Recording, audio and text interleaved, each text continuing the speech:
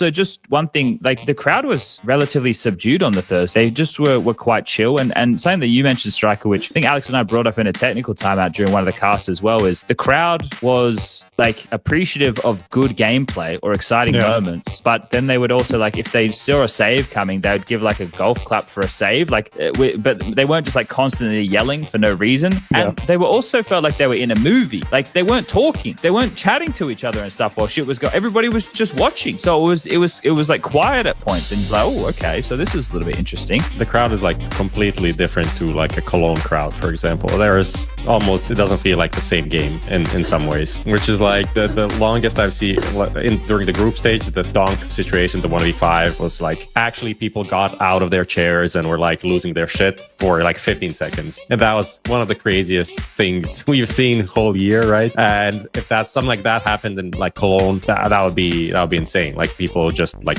not, the chanting would continue. People would be like donk, donk, donk, and it would go on for like a minute. People would be making out in the bleachers, beer would be getting thrown everywhere, there'd be crowd surfing, it'd be pandemonium. Yeah, but like this was like 15 seconds of like craziness, and then okay, time to sit down again.